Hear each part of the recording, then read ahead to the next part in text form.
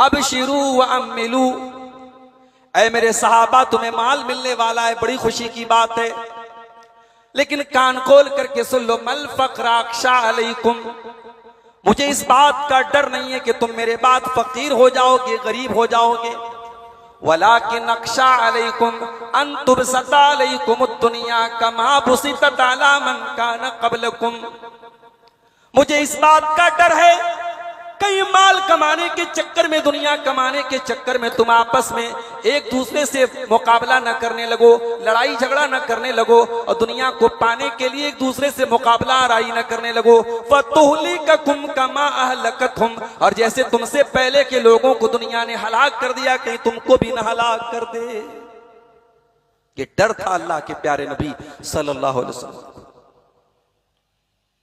तो माल इंसान की बड़ी महबूब चीज है, इतनी महबूब चीज है कि कब्र में जब तक न चला जाए तब तक माल की तलब खत्म नहीं होती है।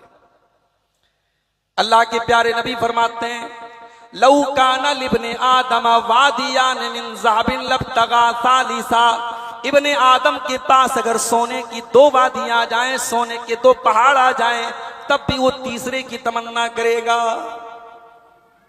सोने के दो पहाड़ दे दिए जाएं तब भी इसका पेट नहीं भरेगा, कहेगा तीसरा हमको मिल जाए।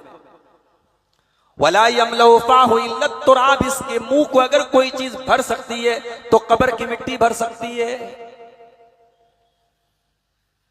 इसीलिए इस्लाम का कॉन्सेप्ट ये है, इस्लाम बैठे रहने की तालीम भी नहीं देता। इस्लाम की यह तालीम नहीं कि आप बैठे रहो आसमान से मन्नो सलवा उतरेगा। इस्लाम इस बात की भी तालीम नहीं देता कि आप दूसरों के सामने हाथ फैलाएं। इसीलिए अल्लाह जब जमीन का जिक्र करता है कुरान में कि हमने जमीन को बनाया, तो क्या फरमाता है, वल्लज़ी जअल लकुमुल अर्द दलूलन फमशू फी मनाकिबिहा वकुलू मिर रिज़्क़िही व इलैहिन नुशूर, हमने जमीन को बनाया है चलने के काबिल, ताकि तुम जमीन के किनारों पे चलो और अल्लाह का रिस्क खाओ।